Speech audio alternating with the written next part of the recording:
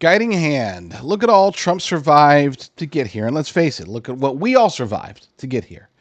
What we survived as a nation, what we survived as individuals and as families, and of course, what Donald Trump survived. But even those of us who have faced hard times, which I would assume is most of us, facing hard times for the last 4 years, even we, the vast majority of us, have not had to face what Donald Trump has faced.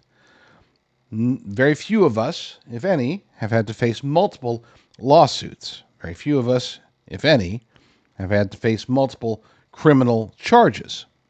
And I would sincerely doubt, at least I would hope, that any of us have had to face 2 assassination attempts that we know of. There could have been more that we don't know of and that we never will know about. But still, I mean, 2's enough. 1's enough. 1's too many. And yet here he is, waking up the day after Inauguration Day in the White House. And he's waking up early. The lights were already on when I checked, which was before 3 a.m. Eastern time. Sorry, 3 a.m. Pacific time, so 6 a.m.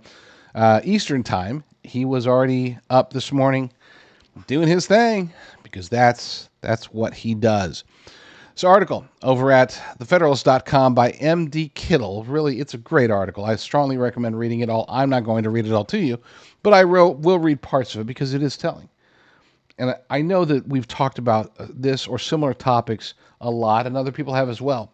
But I want to take just one final crack at making sure that we understand how miraculous this is. Because if it is, if you are like me and you believe that, we have been brought here to this moment. President Trump and the rest of us have been brought to this very moment because of God's sovereignty, God's ultimate power. If you believe that, then that means that there is hope, that we as a nation are not done just yet. According to the article, let's face it, a lot of Trump derangement syndrome sufferers believed he would be in prison by Inauguration Day. And as a matter of fact, a lot of TDS sufferers thought that perhaps he might be dead before Inauguration Day. Some of these hideous people were actually hoping for a third Trump assassination attempt that was successful. Very, very ugly people. Wind chills hovered in the teens on Monday morning in the nation's capital as President-elect Donald J. Trump prepared to take the presidential oath of office inside the more comfortable U.S. Capitol Rotunda. It was fitting it was so frigid in Washington, D.C. on this Inauguration Day. Democrats had long thought it would be a cold day in hell before Republican Trump would be elected president again. But here he was, the man the left loves to hate, being sworn in as the 47th president of the United States. I was saved by God, he said. Let's face it, a lot of Trump derangement syndrome sufferers believed the 45th president would be in prison by January 20th, 2025, a day Trump, in his inaugural address, for so many reasons, declared as Liberation Day. Plenty of MAGA conservatives rightly worried, too, that this great drainer of the swamp, the disruptor of the deep state, wouldn't make it to this moment.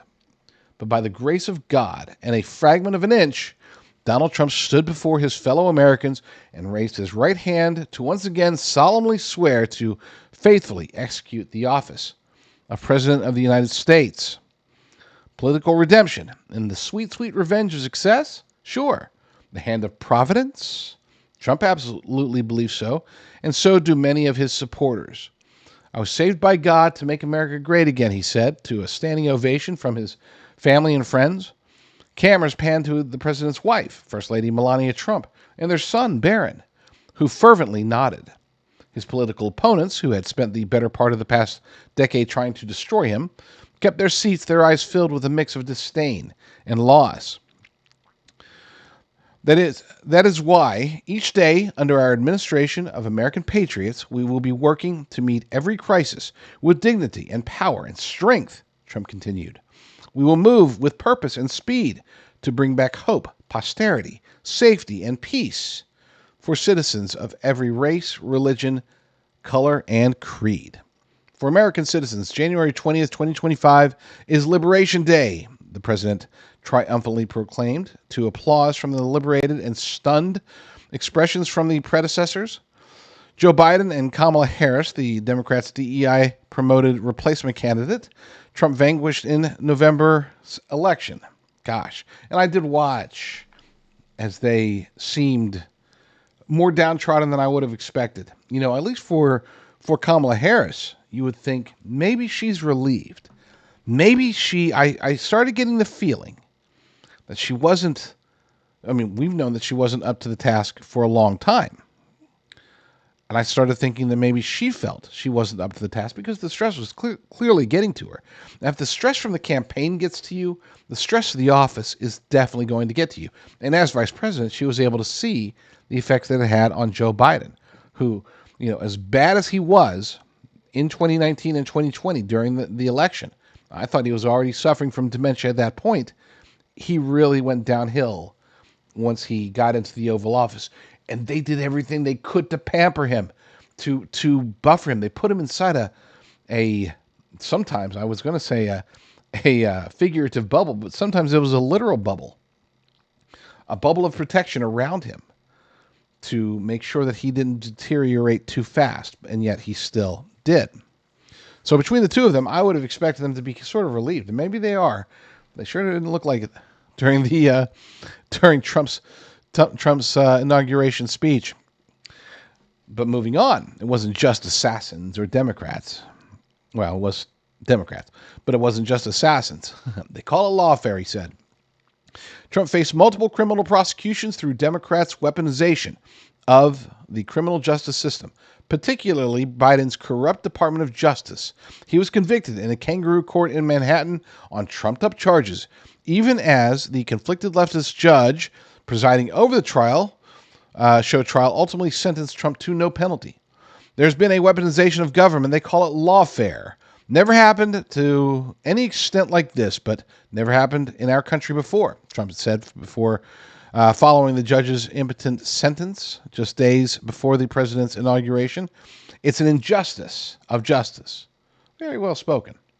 The same people who warned that Trump and the Republicans who backed him were a threat to democracy desperately tried to remove the GOP's most popular candidate for president from the ballot. That lawfare stunt ultimately failed badly when the U.S. Supreme Court, in a unanimous ruling, found the Democrats' undemocratic actions unconstitutional. Throughout the past 4 years, the left's lawfare strategy has been about politically crippling and bankrupting the billionaire businessman so he can no longer pose a threat to their power. With each arrest, each mugshot, each indictment, each star chamber, Trump emerged stronger in the polls.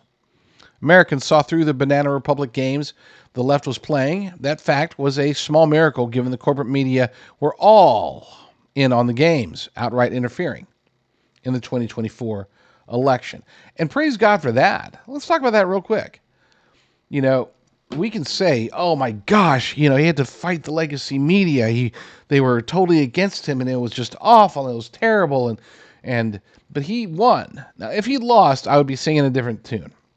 But he won big.